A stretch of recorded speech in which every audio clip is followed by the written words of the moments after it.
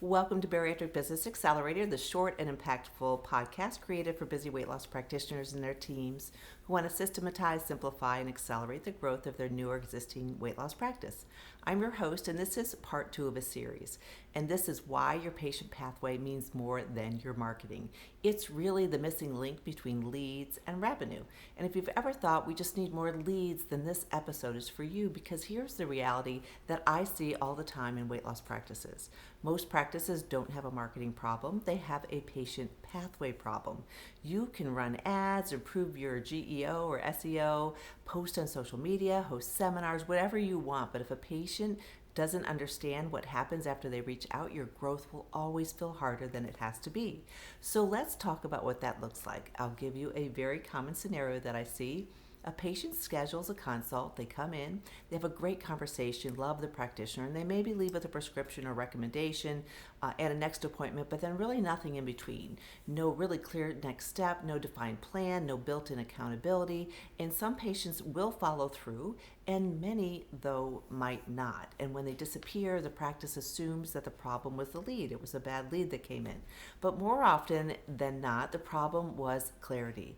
And here's the truth about patients that they won't say out loud. They don't want more options. They want guidance. They need your prescription.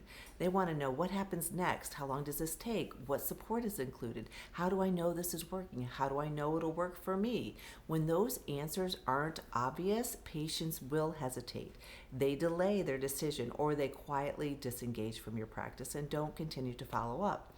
And that's where revenue leaks will end up happening. Now, let me contrast that with a high-performing practice and what they do differently. So high-performing practices, they design their pathway before the patient ever walks in. It's choreographed almost. Instead of a single visit, the patient enters a process. There's a clear starting point, and even before that, there's a clear way that people are attracted and start and onboard. They have defined phases of their care. They know exactly what to expect for that. They have education that's matching where they are in their journey. They have follow-ups that feel intentional, not reactive. They're getting something out of all of them. The patient isn't left to figure things out on their own. And because the pathway is really clear and warm and inviting, the team isn't improvising at every visit either. So here's a quick example. I worked with practices spending significant money on marketing, ads, events, referrals, yet they struggle to convert consults into long-term patients. At the same time, I've seen practices with far less marketing spend outperform simply because the patient journey made so much more sense. The patients understood why they were there, what the plan was, what success looked like for them, what to expect at every single stage. The marketing opened the door, and the pathway then did the heavy lifting. So, if your practice feels like it's constantly feeding the top of the funnel but not seeing the return that you're expecting or want to see, I want you to ask yourself a few questions. Are you guiding your patients or expecting them to self-navigate your process? Because patients don't drop out due to lack of interest, they typically drop out because they're uncertain. And if you take a look at your patient pathway, analyze it at every step, you will find places where you have patients falling through. And we want to solidify that to make it really simple for your team and for your patients. And so while I say a set pathway, it still is unique to the patient, and that's easy enough to do. So you just have to utilize your pathway and make those adjustments based on what the barriers are that your patient is facing.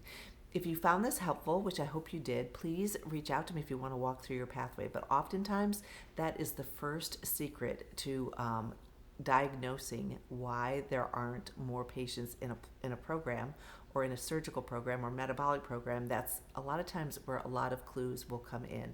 So anyhow, it's the first thing that I typically look at when we start working together, among other things, but in terms of, and try to correlate that with your goals. But anyhow, I hope you found this helpful. Please subscribe and share with others if you did. And I'd love to hear comments below. And if I can ever be of service, reach out to me at weightlosspracticebuilder.com. I also have tons of free resources there for you. So in the meantime, take care.